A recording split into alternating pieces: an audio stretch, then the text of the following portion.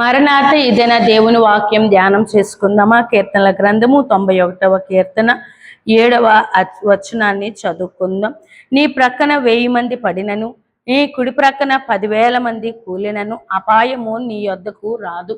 చూడండి, ఇక్కడ దేవుని యొక్క వాక్యంలో మనం చూడగలిగితే ఒక మంచి వాగ్దానం కనిపిస్తుంది. నీ ప్రక్కన 1000 మంది పడినను, నీ కుడి ప్రక్కన 10,000 మంది కూలినను అపాయము నీ యొద్దకు రాదు. ఈ యొక్క మాట చదివినప్పుడు నాకు ఒక భక్తులు గుర్తొస్తూ ఉన్నారు. మార్టిన్ లూథర్ గారు ఒకరోజు తాను తన స్నేహితుడు వారిరువురును చదువు ముగించుకొని చూడండి, ఒక దినము వారి గృహాలకు వెళ్తూ ఉన్నప్పుడు అరణ్యం దాటాల్సి వచ్చిందట.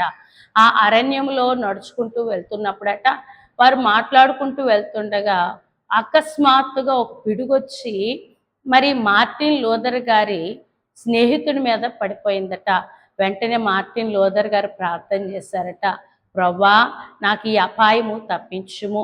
చూసారా, ఆయన ప్రక్కనే తన స్నేహితుడు కూలిపోయినప్పటికీ కూడా అపాయము ఎవరి యొద్దకు రాలేదు, మార్టిన్ లూథర్ గారికి మరి రాలేదు. అందుకే ఇక్కడ చూడండి, విశ్వాసులకు దేవుడిచ్చిన ఆ గొప్ప కృప ఏమిటి అంటే మన చుట్టుప్రక్కల మరి అనేక శ్రమలు సమస్యలు ఉన్నప్పటికీ కూడా అపాయము మన గృహానికి రానివ్వకుండా ఎవరు కాపాడుతూ ఉన్నారు?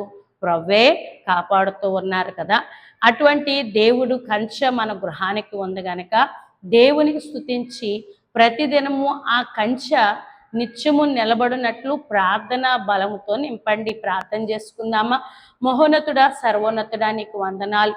నీ కుడి ప్రక్కన 10,000 మంది కూలినను, నీ ప్రక్కన 1000 మంది కూలినను అపాయము నీ యొద్దకు రాదు అన్న ప్రవ్వ.